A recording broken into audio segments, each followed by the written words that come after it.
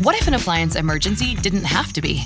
If your appliances suddenly decided they were done, don't stress. Best Buy has you covered with a wide variety of major appliances from trusted brands, in stock and available now. So you don't have to worry about laundry piling up, refilling the fridge, or that big dinner party you're hosting. Because Best Buy has the knowledge and expertise to get you the right appliance for your home. Learn more at bestbuy.com. Best Buy. Imagine that. Introducing Meta Ray-Ban Display, the world's most advanced AI glasses. With a full color display built into the lens of the glasses, it's there when you need it and gone when you don't.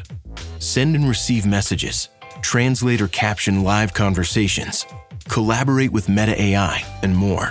Be one of the first to try Meta Ray-Ban Display. Visit meta.com/Meta Ray-Ban Display to book a demo and find your pair. Okay, only 10 more presents to wrap. You're almost at the finish line. But first...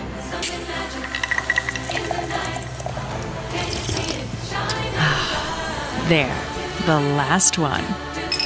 Enjoy a Coca-Cola for a pause that refreshes. This episode is brought to you by McAfee. Swimsuit, passport, phone, with VPN activated. VPN? Cell phone service is going to be spotty on vacation, so we'll be using public Wi-Fi. Sounds sketchy. Exactly. The networks can leave your personal info, like credit card numbers, exposed to hackers. McAfee's secure VPN lets you browse and bank safely from wherever, whenever. Learn more at McAfee.com/online protection.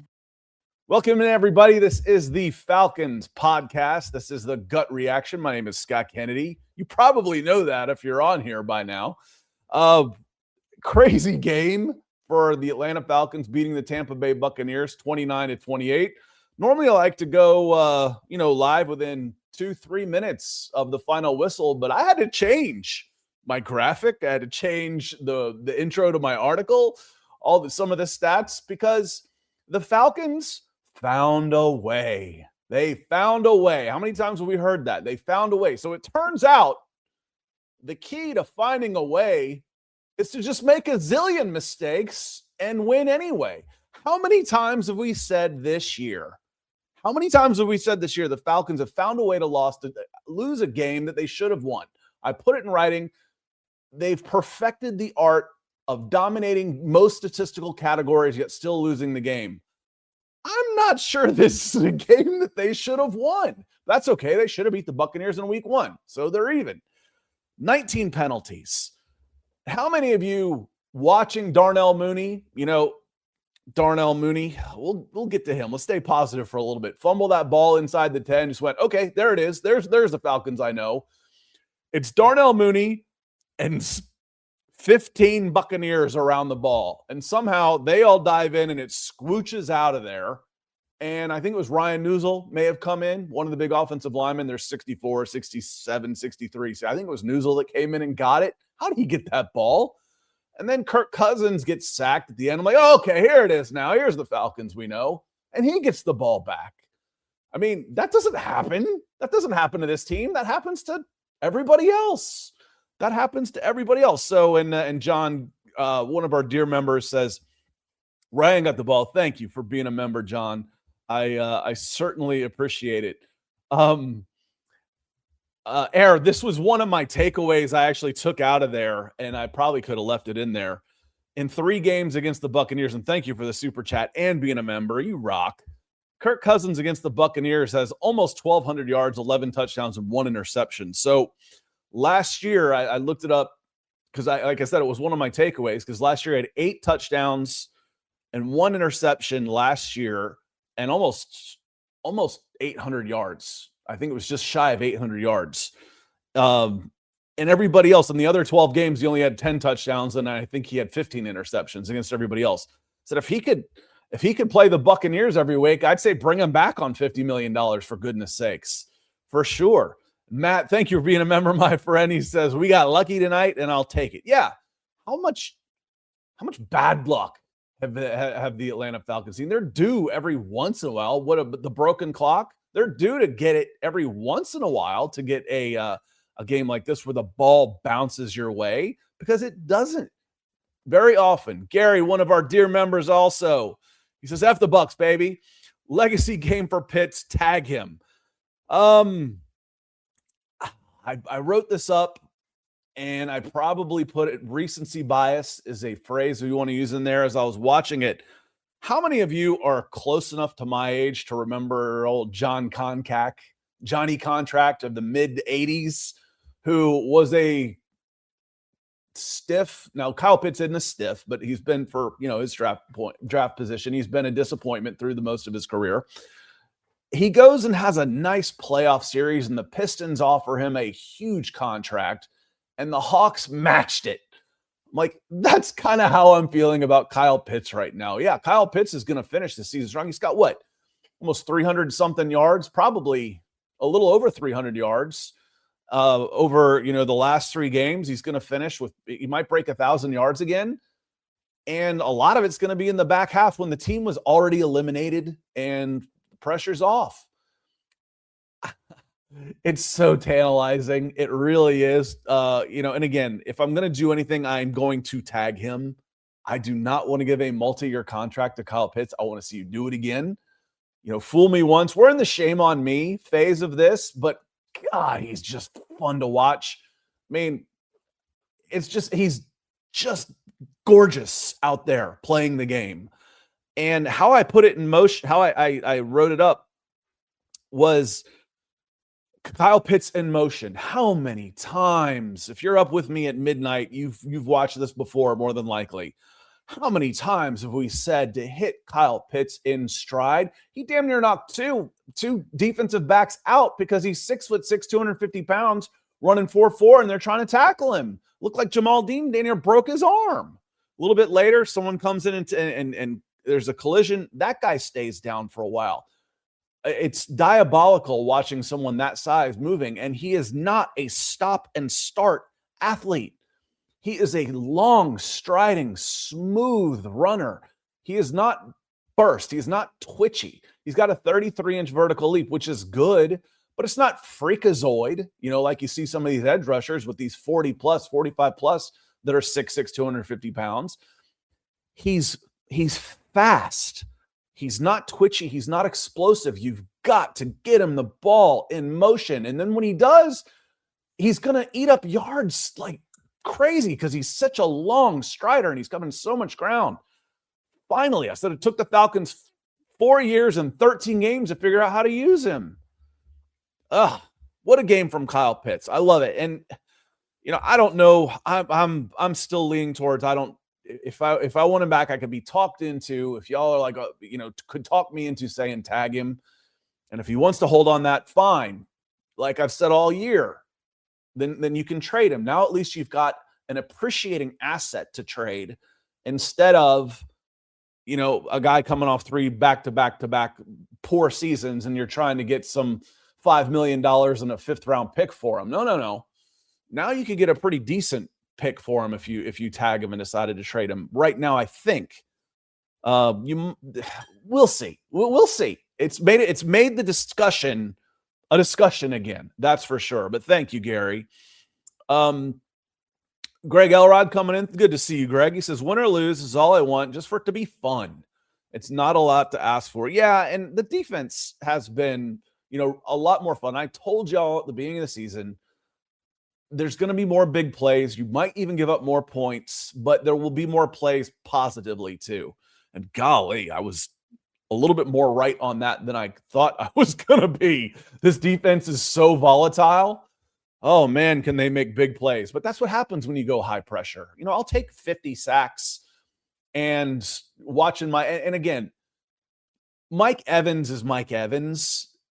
He abused poor Kobe Bryant and AJ Terrell, and he did it at times when those guys had good coverage. He's Mike Evans. I mean, you don't blame when we watch Julio do that to a lot of guys, and I'm not blaming the corners for bad coverage when Julio is doing Julio things. Oh yeah, that's Julio. Nobody's stopping that. Not in this game, not this day and age.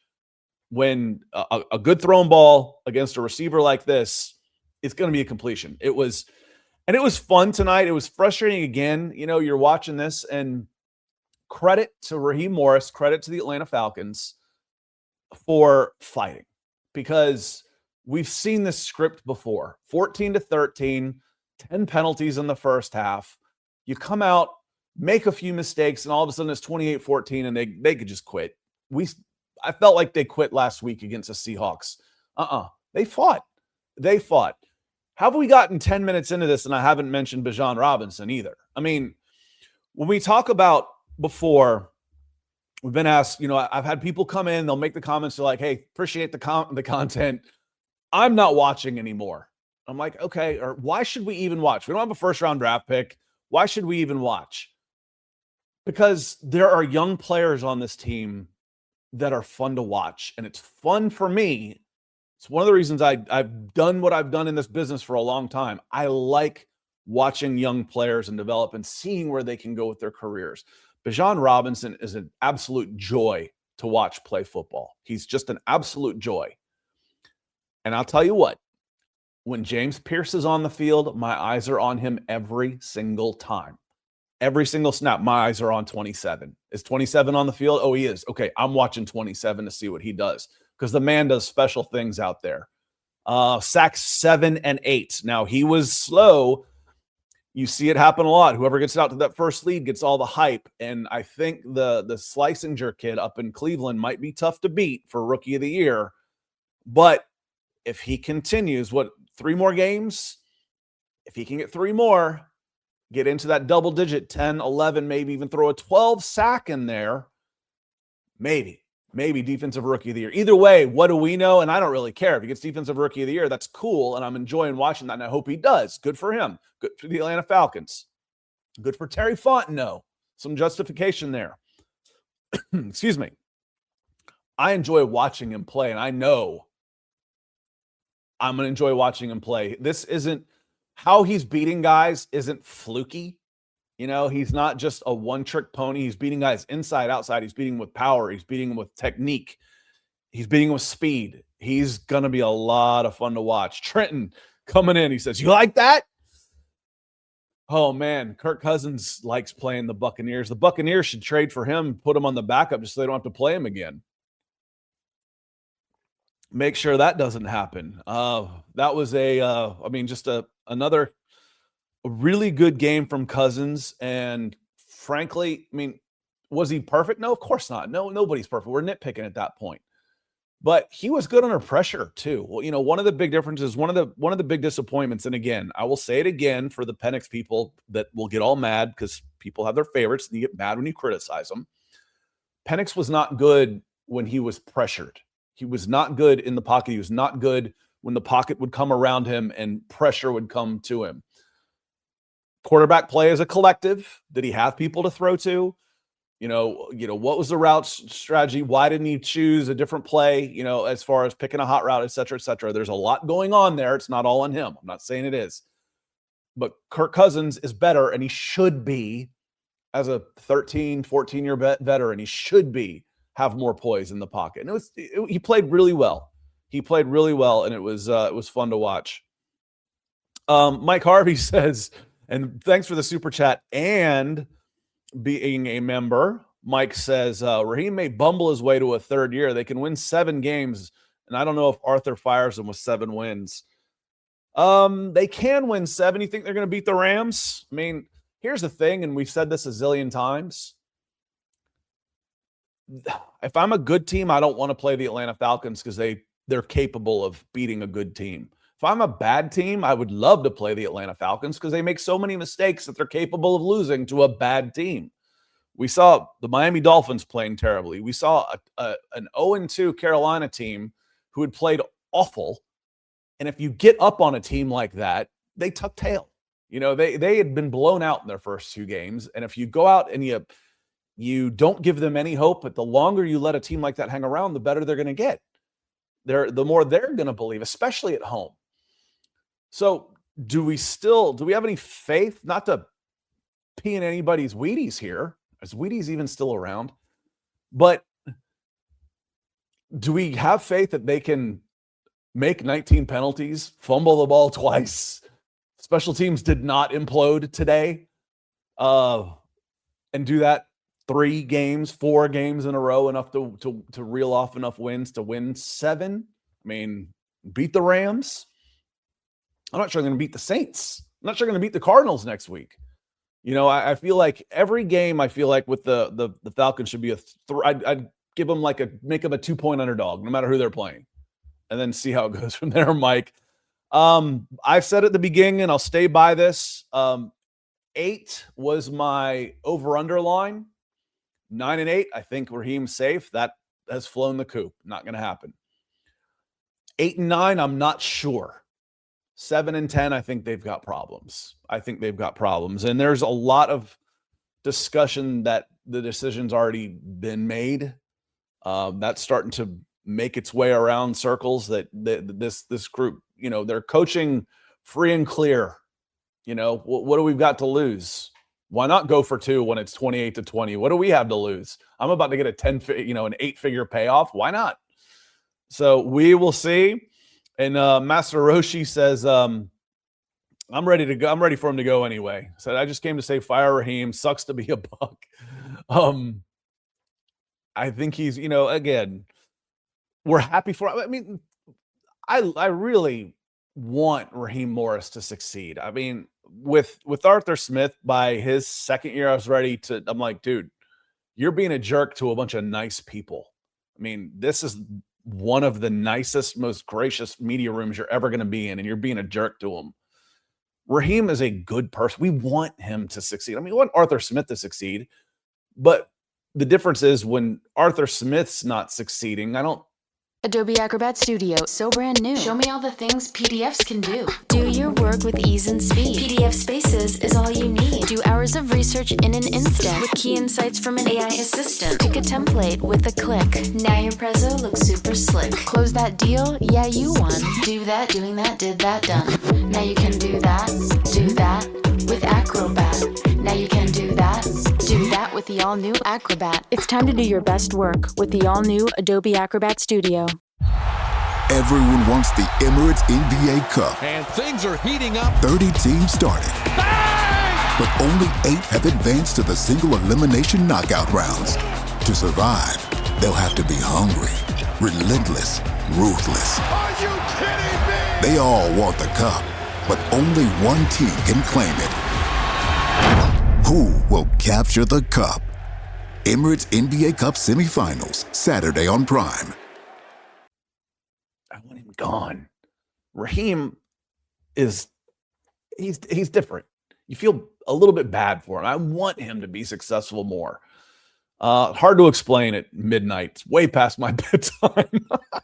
Hard to explain other than I like Raheem Morris. I didn't particularly like Arthur Smith. I guess that's just the easiest way to do it. Sam, great to see you. Thank you for the super chat. He says, well, you know, Raheem found a way. Crazy, isn't it? Again, there were so many things that didn't go their way. Again, though, you look at the box scores, the Falcons dominated this team in the box scores again. I mean, at one point before their last drive, again, I think in the first half, apologies, I wasn't clear on that. Baker was 4 of 10 for 60 yards. The Falcons beat them on first downs. First down from penalties. We know how that one went. They were 5 of 11 after starting 1 for 6. They converted 4 of their next 5 third downs. It's the difference in the game right there. This is the second to worst third down team in the NFL. And at one point they were 1 for 6 and they were losing. When they were 1 for 6, they were down 14 points. Then they convert 4 of the next 5. And what do you know? The defense gets a little breather, and the offense starts converting yards into points. Total plays, yes. They outgained them by 140 yards. Let's see. Passing, 365. Good God, Kirk. 250 for the Buccaneers. Rushing, 111 to 88. Turnovers were even 1-1 by some miracle. Oh, another one I forgot. Talking about the ball bouncing your way. This is all like successive in the fourth quarter. Couple of fumbles. Baker throws an interception. Okay, that happens. But, you know, when does Kirk drop a ball in the fourth quarter? When do the Falcons drop balls in the fourth quarter and recover them when they're surrounded by the other team? That doesn't happen. You know what else doesn't happen? That call standing on Kyle Pitts. If they had overturned it, I wouldn't have raised hell. They said it's simultaneous, you're out. It sure looked like his butt and his elbow hit at the same time, and his elbow was just this much out of bounds.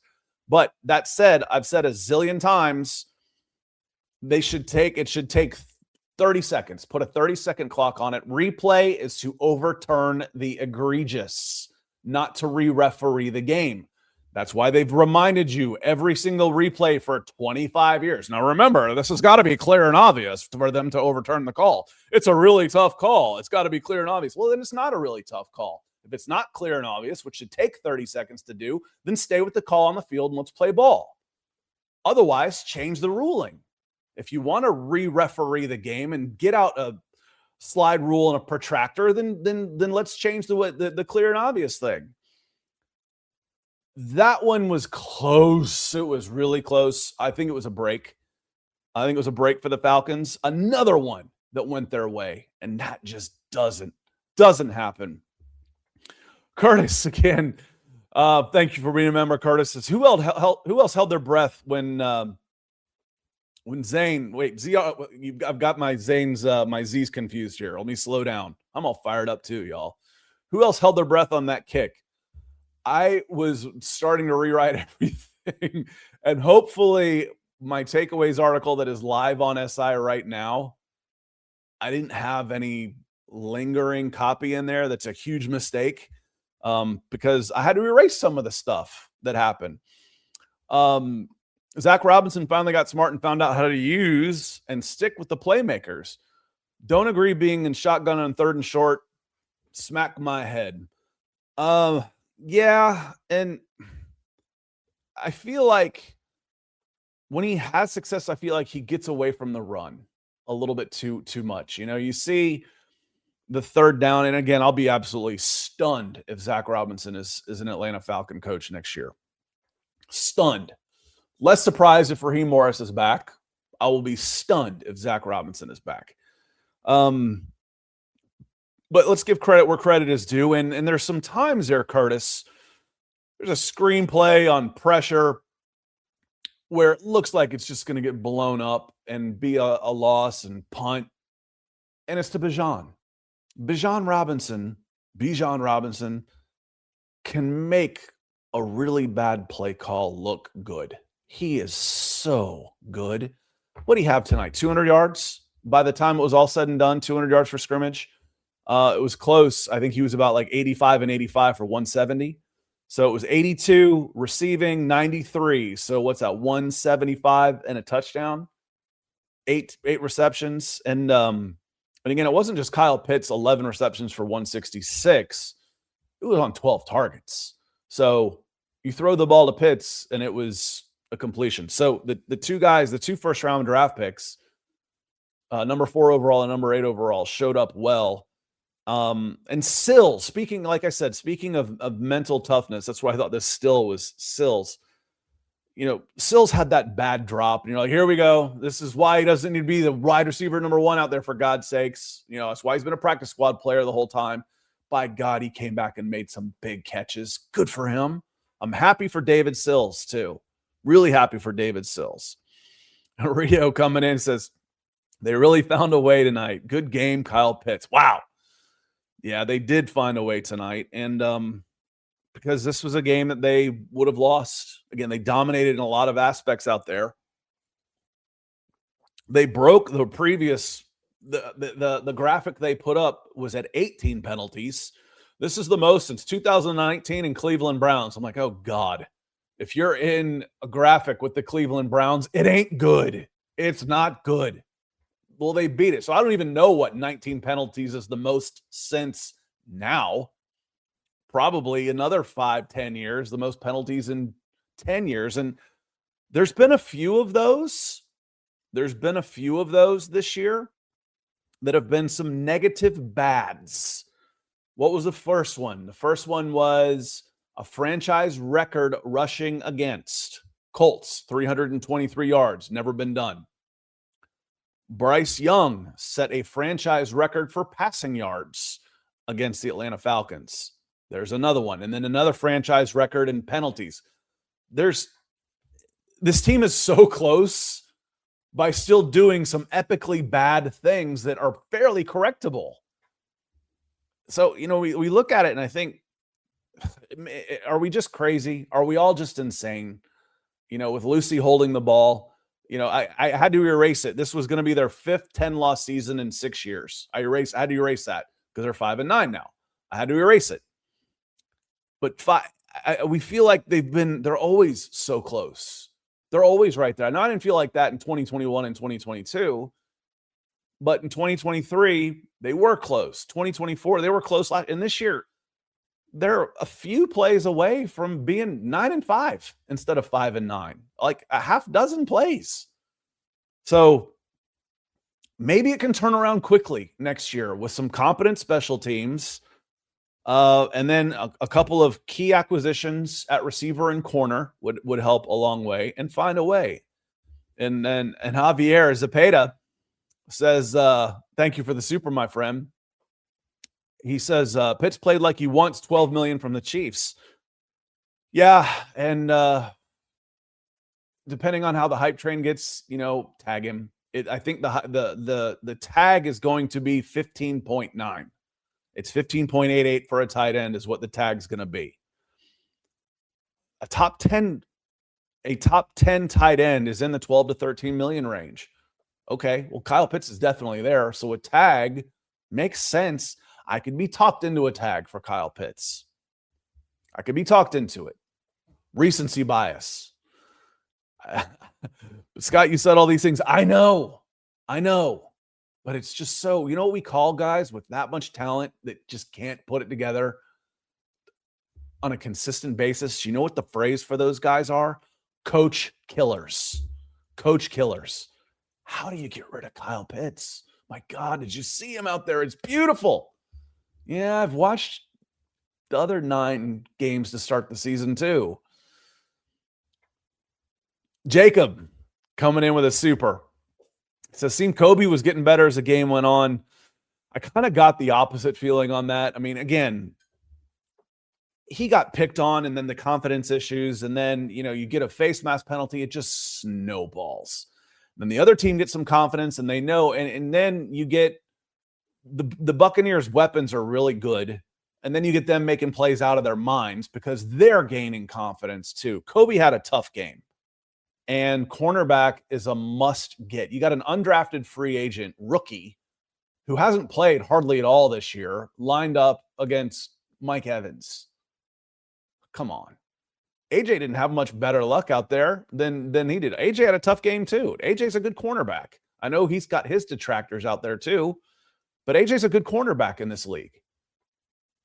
A good receiver with a well-thrown ball is going to win. This is the way I'll bring it back around with Julio. I don't blame cornerbacks when Julio does Julio things. Mike Evans did some. You saw that one Kobe Bryant on that long fade up the left side, a go route. Kobe's in there. He's got his arm between there, strips down the arm, and Evans pins the ball to his chest with his offhand, bounces on the ground, it sticks on his chest, the ball bounces up, and he cradles it. And Kobe's like, that was incomplete. I'm like, no. I think Xavier or Jesse or somebody came up and picked him up. He's like, don't celebrate or anything. He actually caught that MFer. What? How do you catch that ball? I was in perfect coverage. It's Mike Evans. Yeah, he's gonna have a gold jacket one day. It happens. It's a team game. Somebody's got to pick you up. Kyle Pitts picked you up. Kirk Cousins picked you up. Bijan picked you up. James Pierce picked you up. Brandon Dorlus picked you up. David Onyemata picked you up. Caden Ellis picked you up. So, team game. Better to learn those lessons when you're winning, for sure. JM Huddle. The Atlanta exceptions with 19 penalties and a win. Oh, I hope that catches on, and I get credit for it. The Atlanta exceptions for sure. Oh, apologies. Mike is and he's probably not the only one, but y'all are coming in with so many super chats that I'm watching just my super chats. 19 penalties of the win is nuts. And yes, at 5-9, you can get 7 wins with a loss to the Rams. You're absolutely right. 1, it's late. 2, we're busy. 3, I'm by myself. This is usually when Nick would correct me, so thank you. And 4, the 17-game schedule still screws with me. I don't know why. It's just like I've got 16 games and all the math and the even numbers and everything just fits. What week is it? It was, week 15. Okay, there's 2 games left. I don't even know anymore. So thank you, Mike. 100% right. You've got 2 winnable games, and that's what hurts so much about losing a couple of the games you lost is now you got games against teams that are probably playing for a draft pick. And you could have won those, but let that go. You probably think you'll be favored at Arizona. It's probably up there already right now. Be favored at home against New Orleans and then lose to the Rams. So good call. Thank you for that. Apologies that I screwed that up. Darth Rev coming in. He says, Kyle Pitts is 800 with 3 games left, and that's the kind of bar everyone was setting for him to bring him back, maybe re-sign him with better coaches. I think what we say at the beginning of the season, I said I wanted about 850 yards, about 8 touchdowns. He's been short on that. Even if he ends up with 8, it's like Kirk Cousins. Man, Kirk Cousins' numbers weren't that bad. Yeah, but if I take away the Buccaneers, he was freaking awful. But you can't just take away those games. What, he had 3 touchdowns tonight? He's got 4 now. So get 1, get maybe 2 more, and he finishes with 6. And he could absolutely, Drake with a PCL strain, there's no reason to rush him back. Spam targets to Kyle Pitts, just like Matt Ryan did his rookie season. Who else was out there besides Kyle Pitts? I don't even remember. Russell Gage? Zacchaeus? Were those the other guys out there with Pitts? Spam targets to Kyle Pitts. Stat pad. At the very least, even if you don't tag him and if he signs a big contract, maybe you can play the comp pick game. Maybe you can end up getting a late 3rd or 4th round, however the comp picks work on that one, for sure.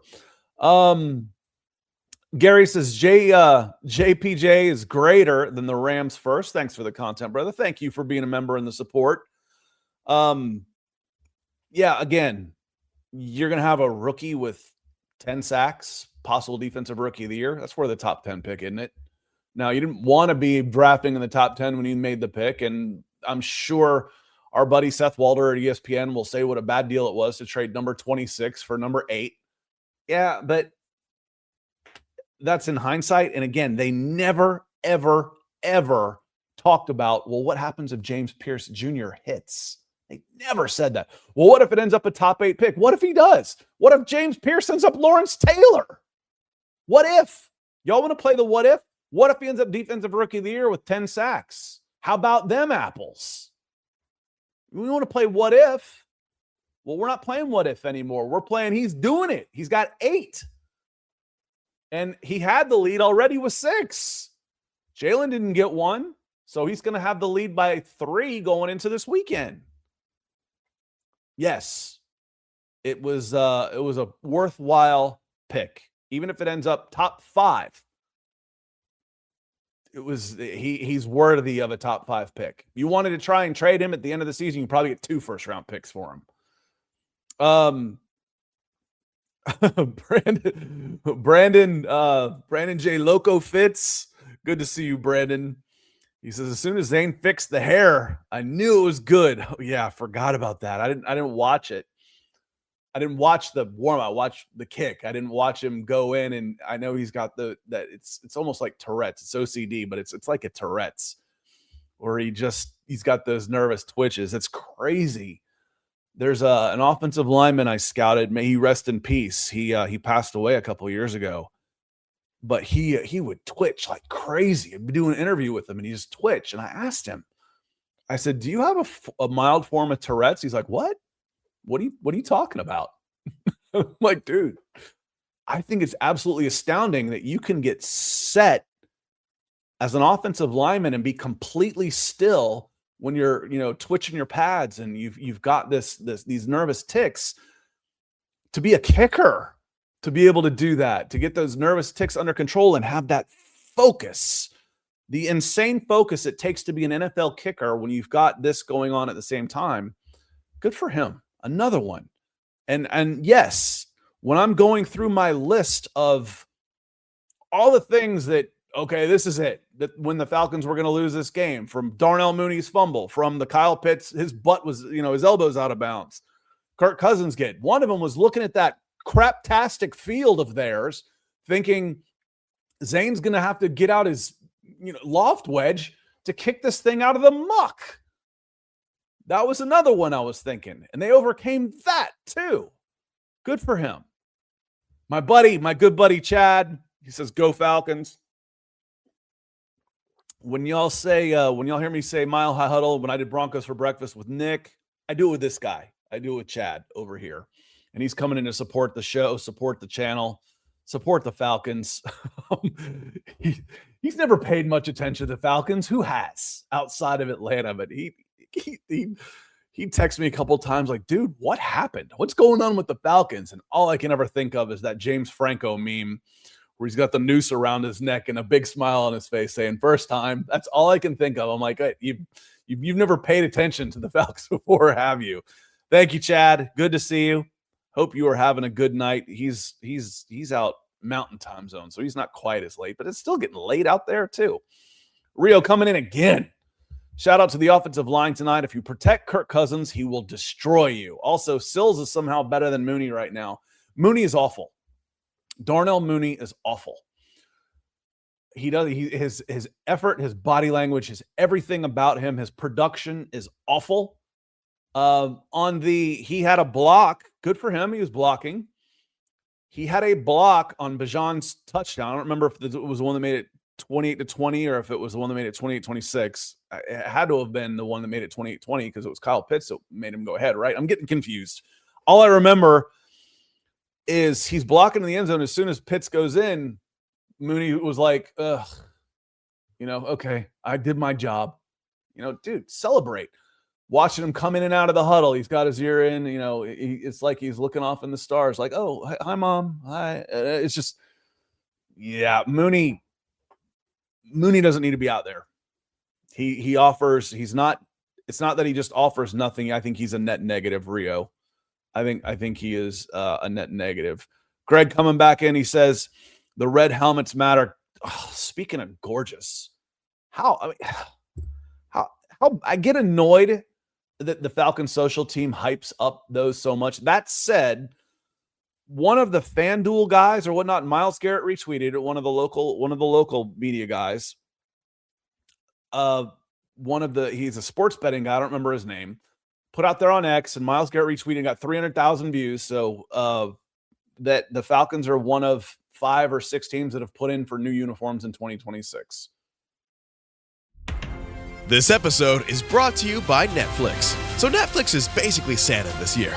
2 NFL games on Christmas Day, streaming live. At 1 p.m. Eastern, it's Cowboys, Commanders. Then at 4:30, you've got Lions, Vikings. Midwest football, playoff stakes, and probably some snow. Watching holiday football is a tradition the whole family can enjoy. Open some gifts, grab some food, settle in, and watch NFL Live on Netflix this Christmas Day. This podcast is brought to you by Carvana. Carvana lets you buy your next car on your terms. Explore a massive inventory online, filter for what matters, and find your perfect match. Then choose delivery to your home or pick it up at one of Carvana's iconic car vending machines. Every car also comes with a 7-day money-back guarantee, so you can make sure it's the right fit. Buy your car on Carvana. Delivery or pickup fees may apply. Limitations and exclusions may apply. See our 7-day return policy at Carvana.com. Carvana. There's got to. Do you think they'll go back to the red helmets? I love the red and black helmets. I do. I love them. It's what I grew up with. I think they look so tight. I feel like black is just like, I want to be like everybody else, where the red was, man, I'm not a Georgia fan, but I was like, that's us. See the red and the black back there? That's us. So the red helmets do matter. And if you ever look at my site, and please do, Atlanta Falcons on SI, I use red helmets in my pictures as often as I freaking can. So you'll see a lot of red helmet pictures out there. It's my subtle way of saying I want red helmets. It says key wrap. It's not showing everybody's name in here. It's showing your handle number instead of. So I want red jerseys again. I do like the red jerseys. But I do like I do like the combination, Corey, of the black jerseys with the red helmet. I just think it looks really good. Let's see. Dan Mans, good to see you. He says Kirk yelling at Zach Robinson and Sills is what was needed from a veteran weeks ago. Yeah, what does he have to lose? You know, he's got $100 million in the bank, and he's auditioning to be a starter next year. You know, and this was a very good audition for him. And you know, going back to Darnell Mooney, and no, I'm not a fan. I'm not a fan of Mooney, and things didn't go well for him this year, but the body language on him is it's terrible. The effort is terrible. The body language is terrible, and they need more from him. They need a lot more for him. So, let's see. Let me, I've gone through everybody's super chats that have come in so far. So if you've got anything else you want to get in, now's the time. Let me go back through some of the takeaways I had. Some of the takeaways I had was, you know, Kyle Pitts. We talked a lot about him. They found a way in there. We talked about the penalties. James Pierce getting sacked 7 and 8, big time. Kyle Pitts, get him the ball. Get him the ball in stride. He is not a start-stop guy. He's not a twitch guy. You can do that with Bijan. Y'all see the difference. You understand what I'm talking about, right? As far as twitchy and explosive, there's hugely different examples of this. We've got both ends of the spectrum. Kyle Pitts might beat Bijan in a 40-yard dash. He might. He's a 4.44 guy. But if I've got a short shuttle or an L cone, you know, where it counts change of direction, Bijan's going to eat his lunch. I mean, you see, he can start at an elite level, where Kyle is a long strider. He's not that guy. Get him in motion. I don't want screen passes to Kyle Pitts where he's catching the ball behind the line of scrimmage at a dead stop. That's not how you use Kyle Pitts. On that now, Brandon, what are the chances we make a big splash in the draft this year? You have to trade your 2027 and something to get back up into it. So I'd say pretty low with the chances of making a big splash in the draft. You've only got 5 picks. So I think it'd be tough on that one. And Toe Punch just says Algier with 2 carries for 18 yards. Please just let him go. Algier won't be back. He's going to get, I've said, at least 3 years, $25 million with 16, 17, 18 guaranteed. And Nick thinks I'm low on that. He thinks I'm low on that. That he could be in the 10 million range, you know, 3 years, 30 million with 20 guaranteed. And good for Tyler. And the best thing to happen to Tyler Algier was Bijan Robinson. Because if this was the Falcons of old, if this was the Falcons I grew up with William Andrews and Gerald Riggs on bad teams in the 80s, Tyler Algier would have played his 4-year contract for $4 million. That's great money, don't get me wrong, but that's not, I'm 26 years old and I will never, ever have to work again kind of money for a lot, you know, for most professionals. That's okay. I'm set up good and I've got a house and I've got a really great start on the rest of my life. And they would have chewed him up and spit him out. He would have had 1,200 touches over the course of, he would have had about 1,600 touches. No, 1,200 is right. 4 years, 300 touches at least. And the second contract, he'd been done, just toast. William Andrews and Gerald Riggs were absolutely amazing football players who the wear and tear on them showed. Tyler's fresh. He's fresh. Trenton says, I don't think Algier lands a starting job. He doesn't have anything in the pass game or blocking. One, yes, he does. You don't have to be great at it. But 2, I want my running back to run the ball. Everything else is just kind of bonus. So Tyler's going to get a starting job. He's going to make a bunch of money. I'll be absolutely shocked if he doesn't. Brandon coming back in. He says JPJ, James Pierce Jr. could be the next Javon Curse. it's criminal that Rook and Dorlus didn't play last year. You can still see Ulbrich is greater than Jimmy Puddle. Oh, there's no doubt. The whole use of that draft class didn't make any sense. I mean, it was a redshirt year. Why? It didn't make any sense at all. Rook showed some things. Dorlus is a really good pass rushing interior lineman. I don't think, if we want to start grading picks, I don't think Rook has played up to it. It's early. He's only in his second year as a defensive tackle, but they spent the equivalent of a first-round pick on him, and he hasn't delivered to that level yet. So we'll see how that goes. We will see how that goes. And talking about, making a big splash in the draft, unless they trade London for 2 first-round picks, that might not be 2 in a row unless you get the Jets. It might be successive. But London, how I've said this, and I'm not sure if I'm always clear on this, they've already picked up his 5th-year option. He's playing through his 4th year now. They need to have him under a contract extension before the draft, because if he is turning down extensions before the draft, that's really your last real good chance to trade him to get something for 2026. Now, you could still do it later on for 2027, but, I want an immediate return. So if they do not have him under contract before the draft, my antennas are picking up on that. And I'm expecting that they do. I'm expecting that he gets $30 million over 5 years, 150, call it $100 million guaranteed, which is a 3-year, $33.5 million contract per year. I'm expecting something along those lines. What did Javon Curse do? The freak. God, he was fun to watch too, wasn't he? What did he do early on in his career? Javon Curse, and it is Javon. I thought it was Javon, the freak. And he started right away, and he was all-pro as a rookie.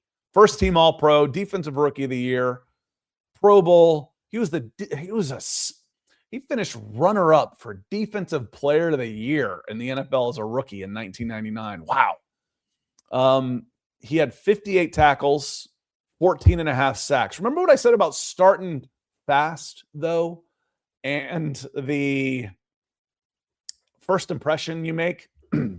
14 and a half sacks, that was his high by 3.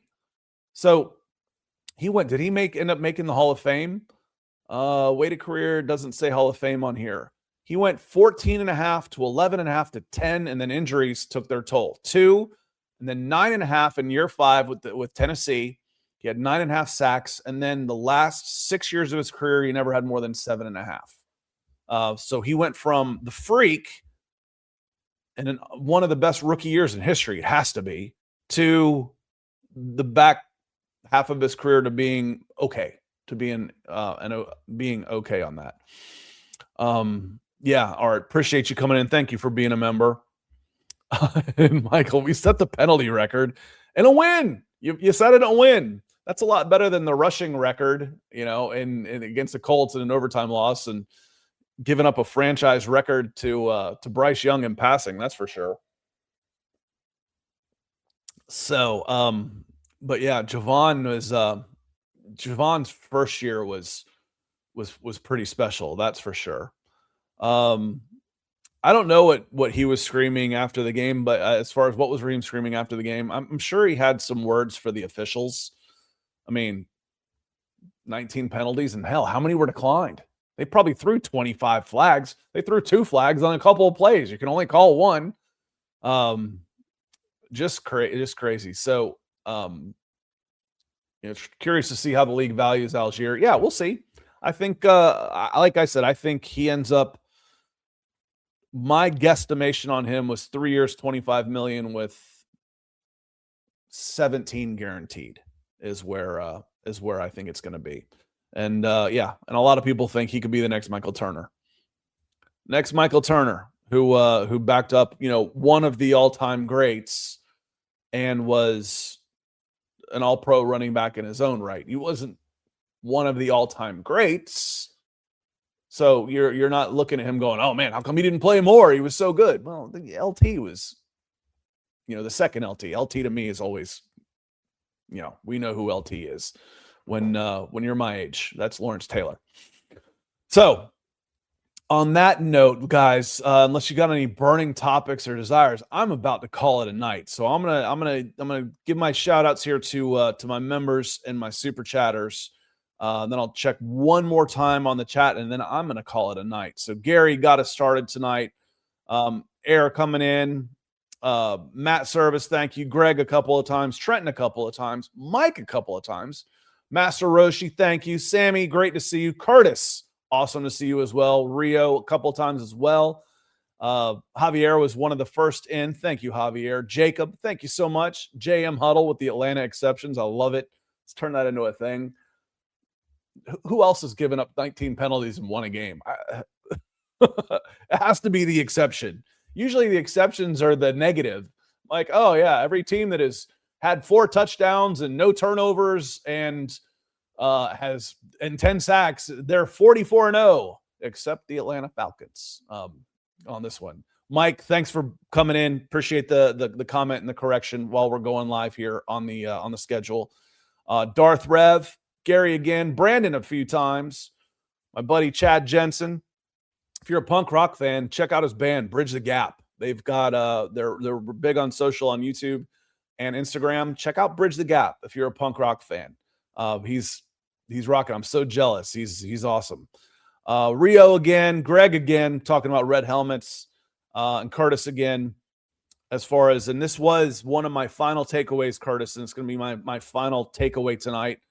I think Ra has the locker room. The final thing I wrote tonight was they kept fighting. Any questions on whether Morris has a locker room should be answered. The Falcons looked like they gave up in the second half last week against the Seahawks. However, on Thursday night, with everything going against them, they kept fighting. They kept fighting. It's 28-14. Penalties going galore on the road. You cannot stop Mike Evans in the passing game. They just keep going at you. And they kept fighting. They absolutely kept fighting. And it's contagious, y'all. We talk about it being not cyclical. What's the word? With synergy, how everything is connected. They feed off one another. How the special teams can be so bad that the rest of the team deflates. Well, it works in the opposite way too. We're just not used to seeing it that often. When the defense makes a play or when the offense makes a play, it fires everybody else up and it gets going. So, that the offense went down and scored and made it 28-20. The defense has new life. They're like, oh, we're in this. So the synergy between the units is a real thing. And it was great tonight for sure. Craig Air Force, great to see you, Craig. I was out at the Air Force not too long ago. Craig says, who's going to be the quarterback in 2026? Michael Penix. Michael Penix will be the quarterback in 2026. Let's say, I think he'll be healthy enough to start by then. But let's say if he even misses a month, I'm going to say he is the presumed starter. When he's healthy, he'll start.